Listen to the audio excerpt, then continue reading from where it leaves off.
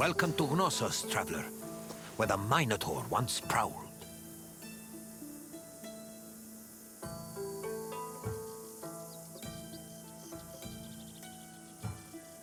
Knossos was the seat of the old Minoan civilization, where King Minos once supposedly ruled. These ruins have been the backdrop for many important events in both history and mythology. Look for me when your visit is over, and we'll discuss what you've seen.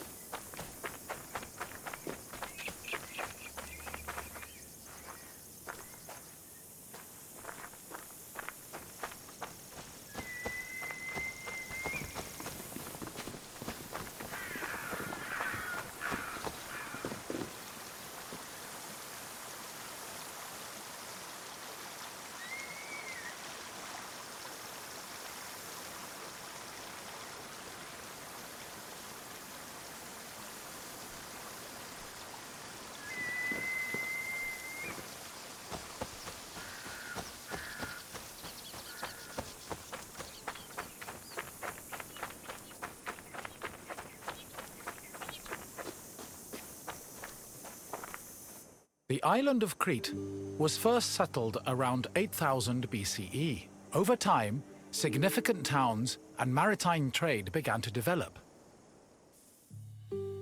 Palaces were built, destroyed, and then rebuilt, culminating in what archaeologists call the Neopalatial period, which began around 1700 BCE. This period lasted for over 300 years, and is considered the golden age of Minoan civilization. The largest palace of this period was located in Knossos and featured maze-like complexes of workshops, temples, courts, throne rooms, and living areas, as well as paved roads and advanced plumbing and draining. Trade and external relations were important to the Minoans, and their networks extended across the eastern Mediterranean. As a result, the people of Crete and the lands they traded with often influenced each other and exchanged ideas, usually through peaceful interactions instead of military conflict.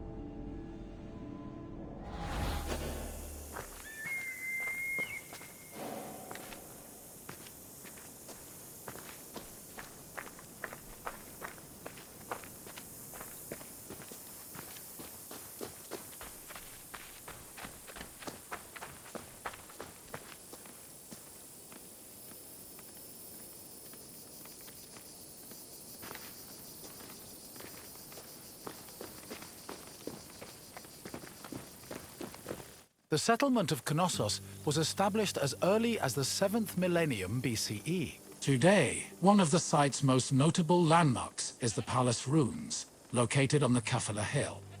The ruins are split into two phases: the old palace, which has been poorly preserved, and the new palace. The new palace of Knossos had a surface area of approximately 13,000 square meters, making it the largest Minoan palace. Its focal point was a central court, which was probably used for ceremonial activities. The Minoan palace centers collapsed when Crete was overrun and conquered by a Mycenaean invasion from mainland Greece. However, the date of the final destruction of Knossos' palace is still unknown.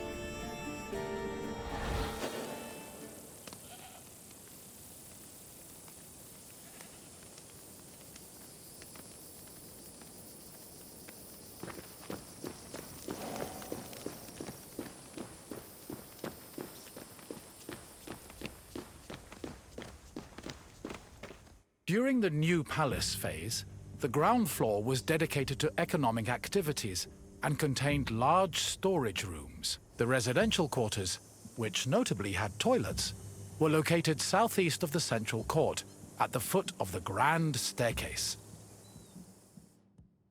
The palace was lavishly decorated with wall paintings depicting things like bull-related sports and richly dressed women. Large stone horns of consecration, which were important Minoan religious symbols, hung prominently in the west court. Other notable parts of the palace include the theatrical area, which is believed to have served as a viewing space, the tripartite shrine, which was dedicated to the worship of an important Minoan deity historians refer to as the Mother Goddess, and the Piano Nobile, a grand space located on the palace's second floor.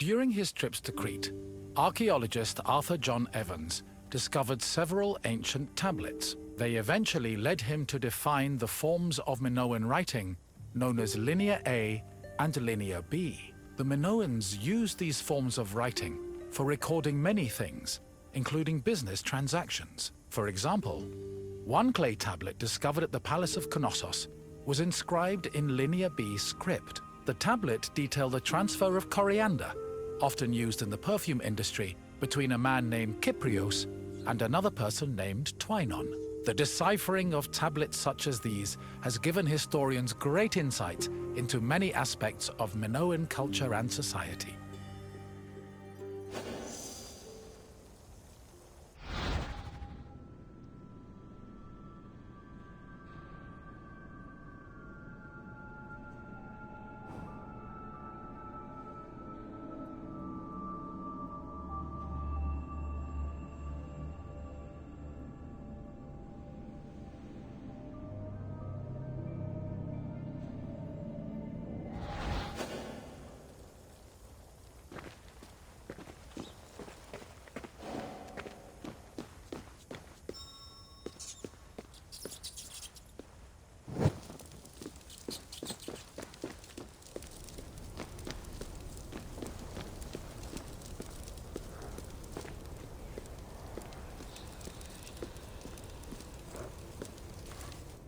According to myth, the half-man, half-bull Minotaur was born after Queen Pasiphae slept with a bull sent by the gods as punishment upon her.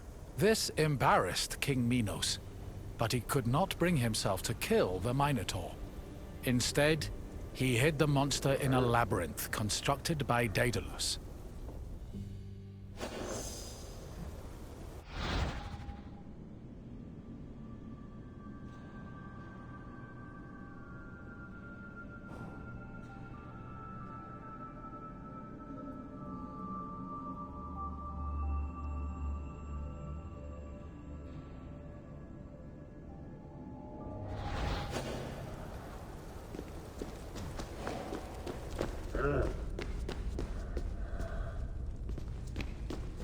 Daidalos was an important figure in Greek mythology, an ingenious inventor.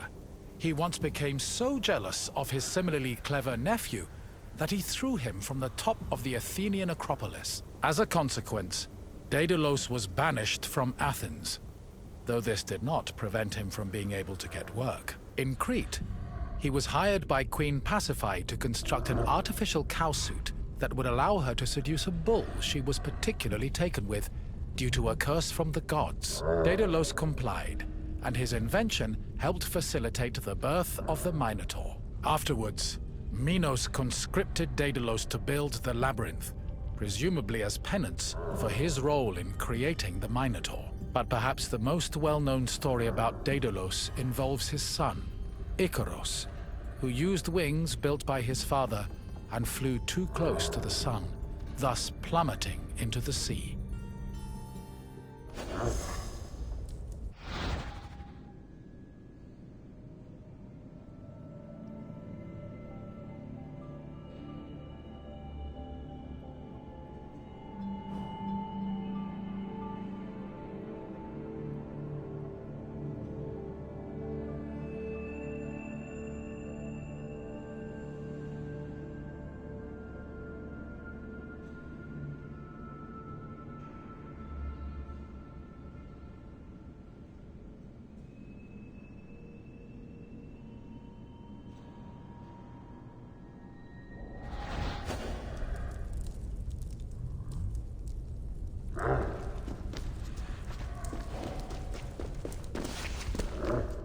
Sometime after the birth of the Minotaur, King Minos' son Androgeos was killed in Athens by the same bull that impregnated his mother. An infuriated Minos demanded that Athens send 7 of their noblest men and 7 of their most virtuous women to Knossos every year. After being carried to Crete aboard a ship with black sails, the men and women would then be cast into the labyrinth to be eaten by the Minotaur.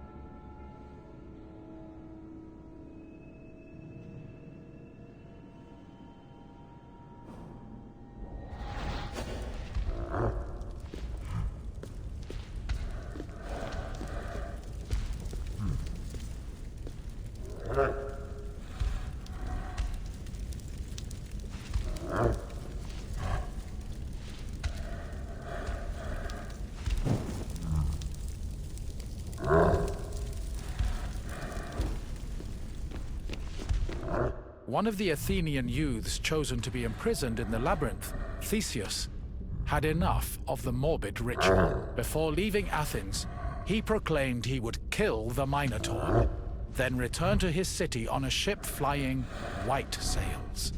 Before entering the labyrinth, Theseus met King Minos' daughter, Ariadne, who fell madly in love with him. Ariadne provided Theseus with a thread he could unravel to help him find his way back out of the maze.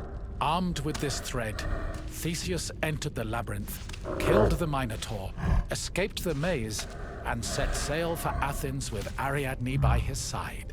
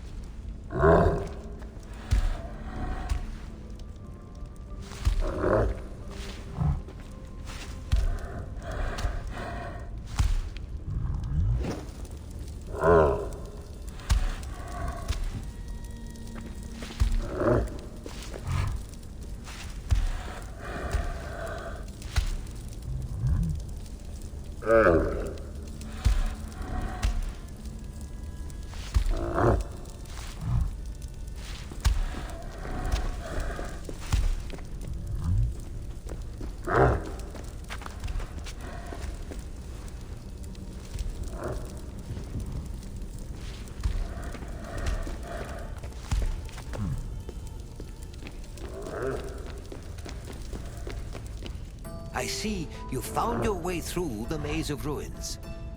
The Minoans played a large part in shaping Greek myths, but also in introducing influences from other places and cultures. Now, what else would you like to do?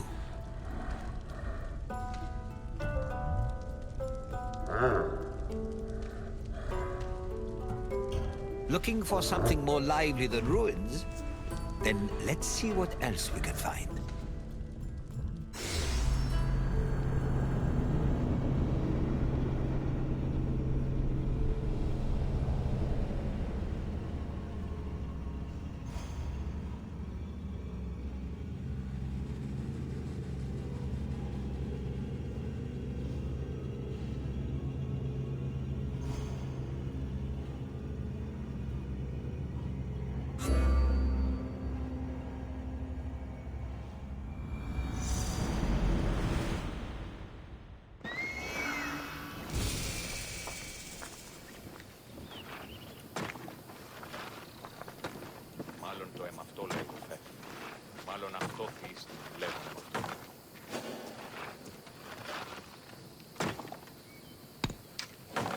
Welcome to the silver mines of Laurion.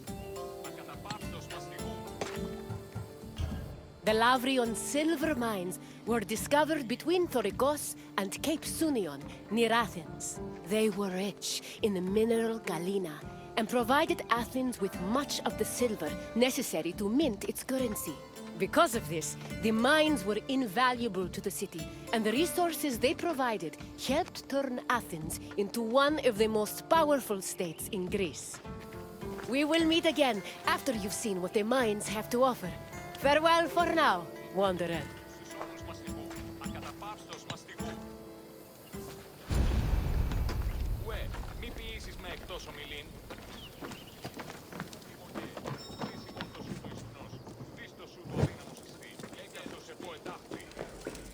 Silver mines were extremely rare in ancient Greece, which only increased their importance.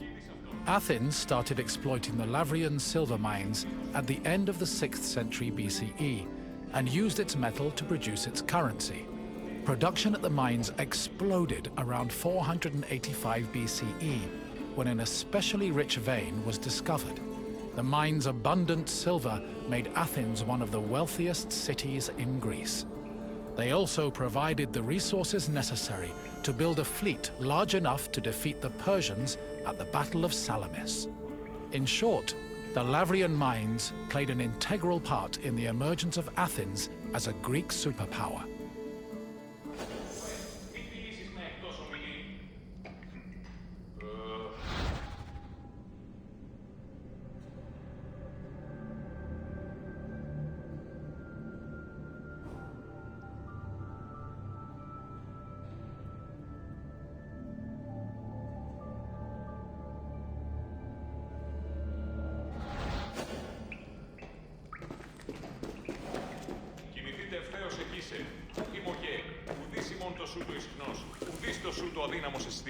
Exploiting the mine's resources required a lot of labor. To meet this requirement and save on cost, Athens leased out mining concessions to its citizens, who had their slaves to do most of the work, alongside poor day laborers. In the 5th century BCE alone, there were anywhere from 10,000 to 30,000 people toiling in the mines of Laurion. Together, the workers managed to produce an estimated 20 tons of silver per year.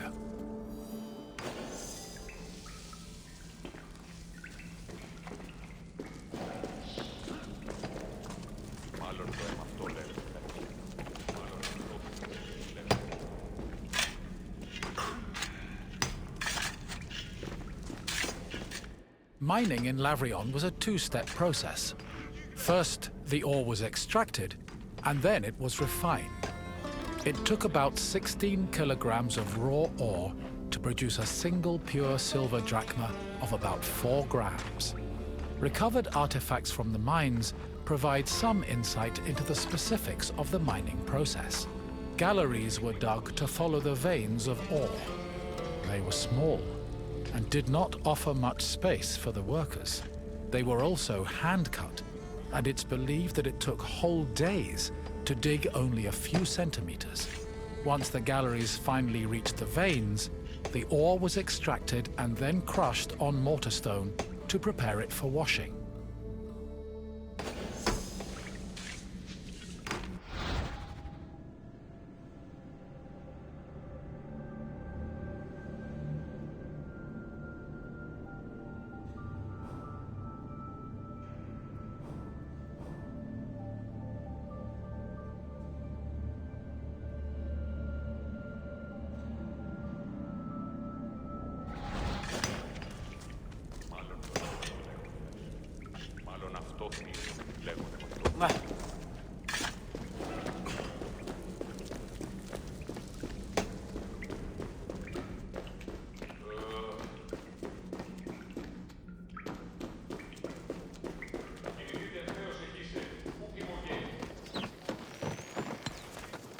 Ποιος ο υπέτειος?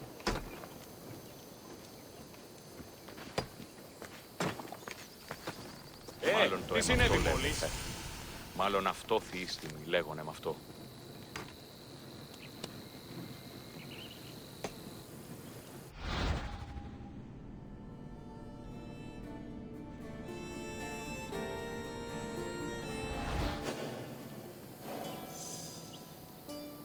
Βαβέ, τούτους τους όνους μασχηγού, ακαταπαύστος μασχηγού.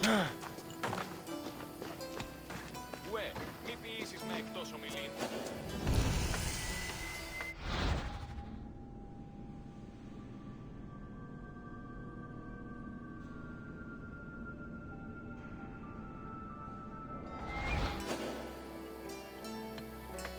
Είτε εν μουσική, εν ρυθμό τιμή, άδετε και εργάζεστε.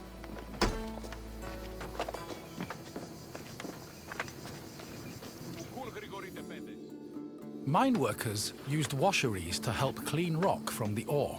The washing process required a large supply of water, but Laurion was an infamously dry region. To compensate, cisterns were built in the mining area to collect and conserve seasonal rainwater.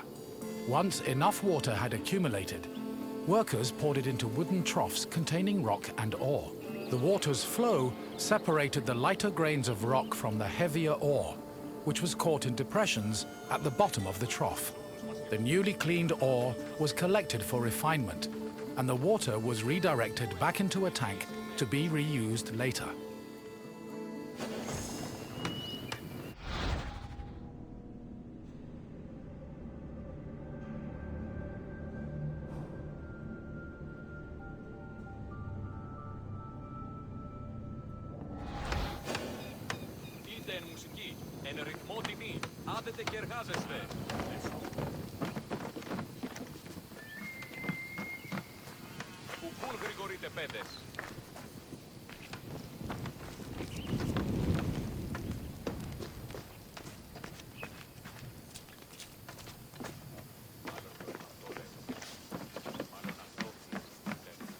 Άδικον εστί!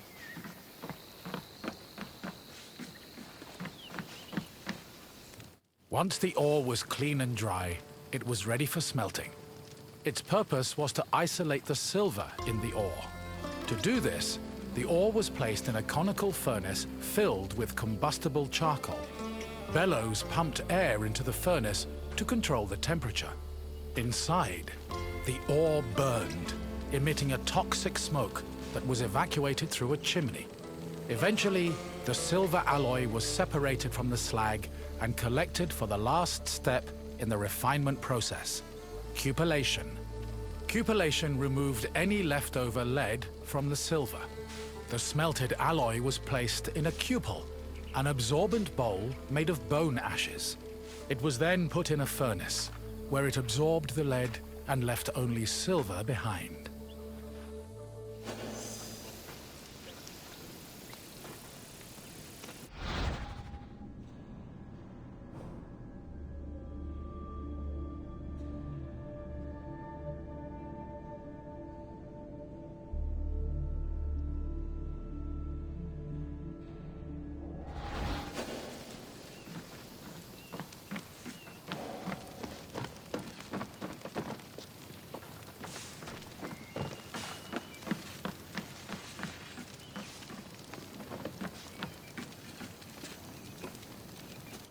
While the mines of Laurion belonged to Athens, the city frequently leased them to private citizens who exploited the site for anywhere from 3 to 10 years.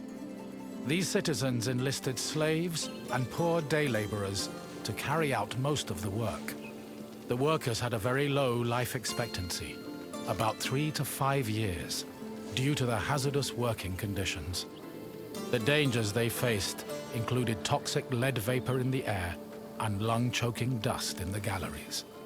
However, they were fed well enough to keep up their work, and their combined labor managed to produce an estimated 20 tons of silver a year.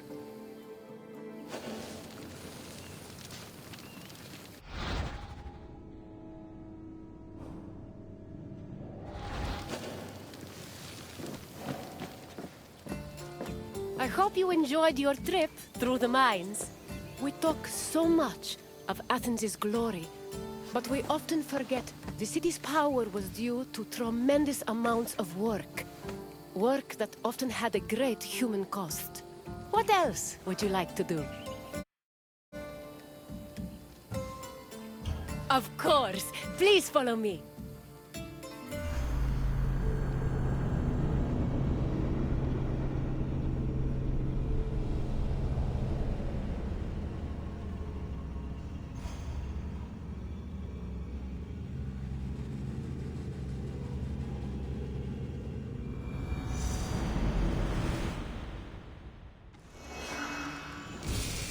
Ήκουεσαν ότι η θυγάτηρ μου εκληρονόμησε νοικίαν και δούλους παρά θείο αυτής.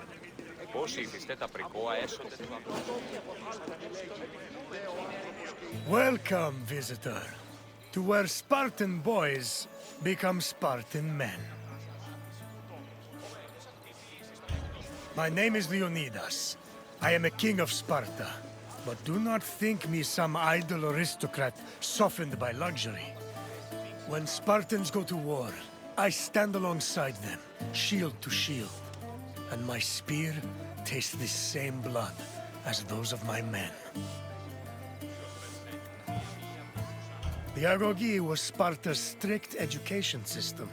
The strenuous regimen took in the young boys and then reshaped them until nothing was left but the strength, intelligence, and resolve of a perfect Spartan citizen. I will find you once your visit has ended, and we will talk further. Until then, visitor.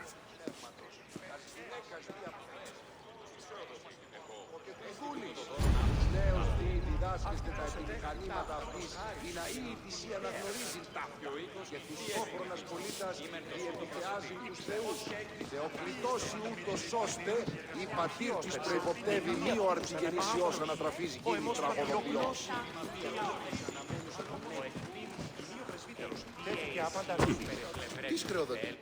Sparta was a Greek city located in the Peloponnese. It differed from other cities of the time in that it had no walls. Sparta originated as 4 neighboring villages: Patane, Limnes, Mizoa, and Cynosura, all of which shared the same political, military, and religious life. After 2 wars with the Messenians, the city's territory expanded even further. By the 5th century BCE, they allegedly controlled almost half of the Peloponnese. Αλλιαφίληση της ιστορίας γίνεται με τα λυκησίας.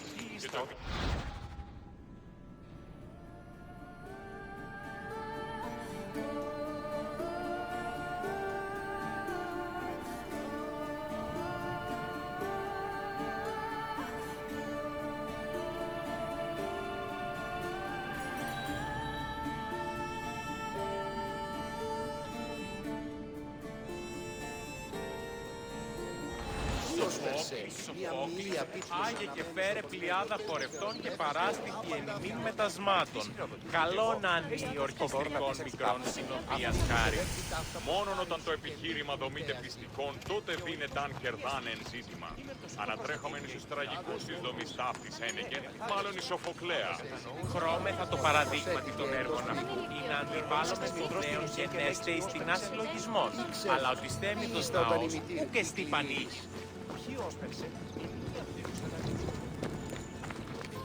The Agoge was the military training and education program undergone by Sparta's male youth. Grooming men for war was one of the city's main priorities. Boys began their training at the young age of 7 and completed it when they were 30. It has been said that Spartan infants were inspected for weakness shortly after birth. If they were deemed too sickly, they were thrown into chasms. However, this information remains unproven. The healthy boys were considered suitable for training. When they came of age, they were removed from their families and were placed into service of the state. Their education included subjects like reading, writing, and even music, but was mostly focused on tough military exercises meant to turn the boys into efficient soldiers. The agoge was divided into 3 cycles. One for boys aged 7 to 12, one for adolescents aged 12 to 20, and one for men aged 20 to 30. Each cycle included different exercises for refining the body and mind.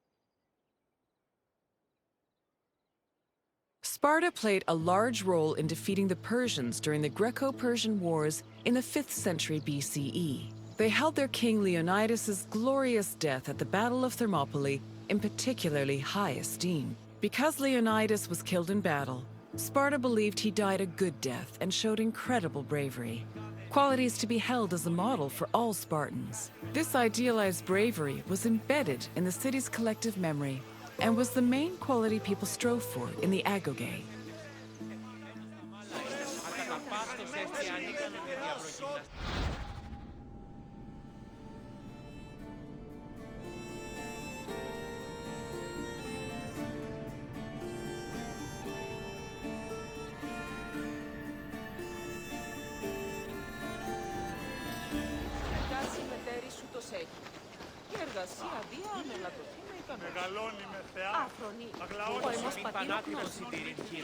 Άλλος ίσα λέκτορο οτοκίσετε.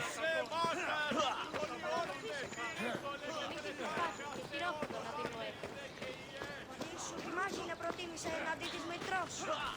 Ο πατήρ σας καρδαμεκτήσει, δεν και ενθουσιάσεις άλλα. Δίκαιν σου δούλαει. Ο πατήρ σου υπηρέτησε.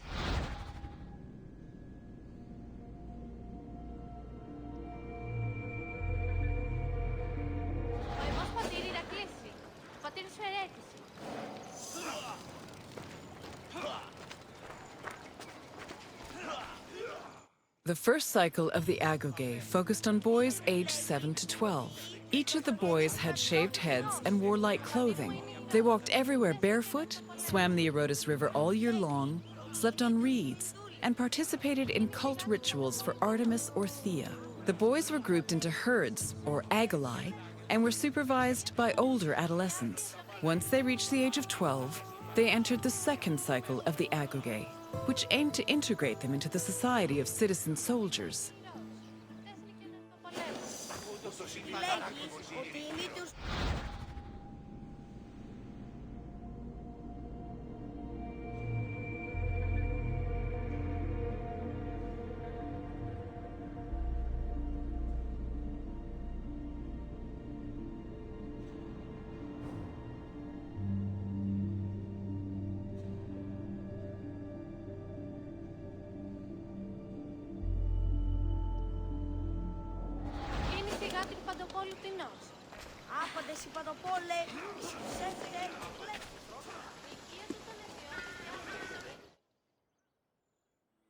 The agoge's second cycle included boys aged 12 to 20. When they reached the age of 20, the young men were dubbed Erinyes and could officially serve as hoplites in the Spartan army. Until the age of 30, Spartan men lived in communal mess halls called Syssition. From the age of 22 onward, they were permitted to start a family, but 30 was viewed as a more appropriate age to get married. Spartan men served in the military until they turned 60, when they were designated as elders, or gerontes. However, many were known to continue serving anyway, such as King Archimedes III, who fought in the army until he was killed in battle at the age of 62.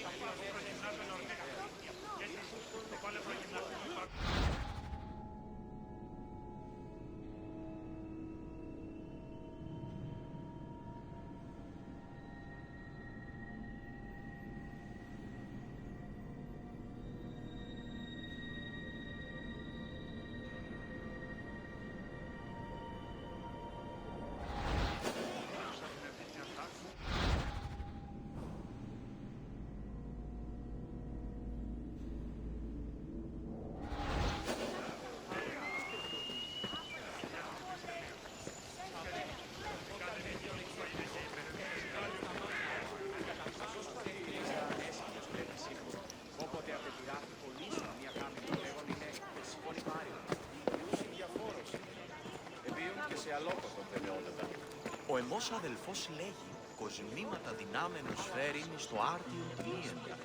Αλεμπόρου δείτε. Η φαρπαγέδα Δρόμοι αναπαύση. Φωτιέδη πάβει να αποστείλω της εδώ. Κοσμήματα δυνάμενος φέρειν στο άρτιον πλοίεν. Περιποιών κοσμημάτων. Μία πύκνουσα αναμέλουσα. Ημείο πρεσβύτερος. Πρωτίστως κλεισχών. Περιδέρεα εκλεκτά, λεπτέστητα. Ήπων και γρυπών. The weight of Leonidas, the bravest they'll fight to the grave.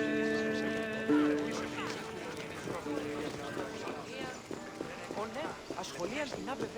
Ήπων και γρυπών και κοσμημένα, με τα πλοκάμονας βόστα, χρυσά άπαντα.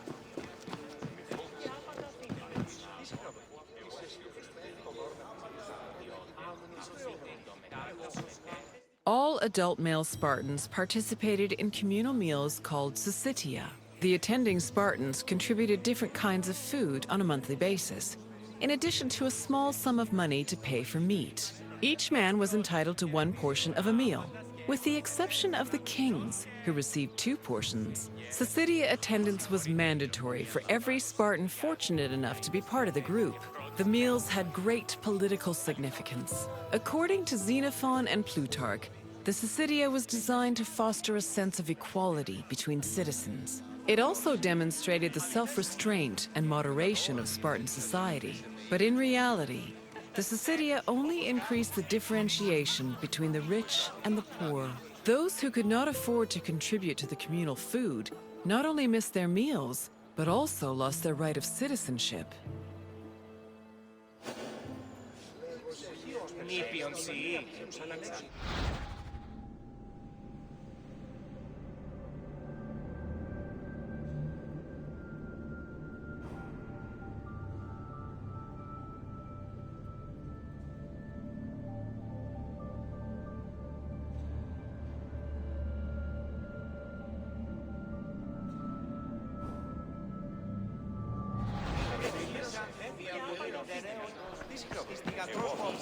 Το δώρο αυτής εκτάφου. Αυτή προσεδέχθη τάφου.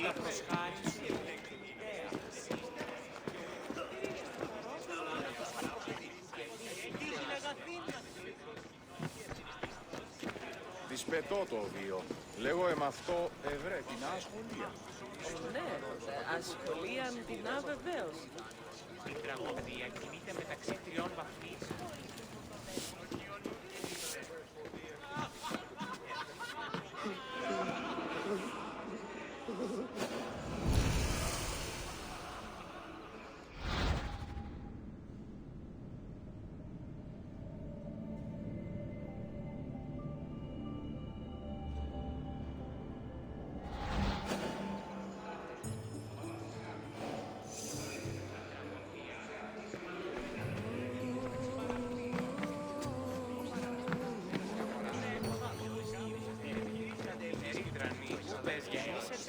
Your tour has ended.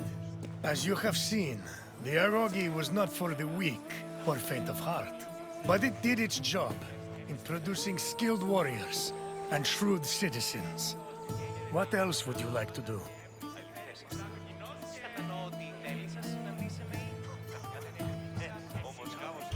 Safe travels, visitor.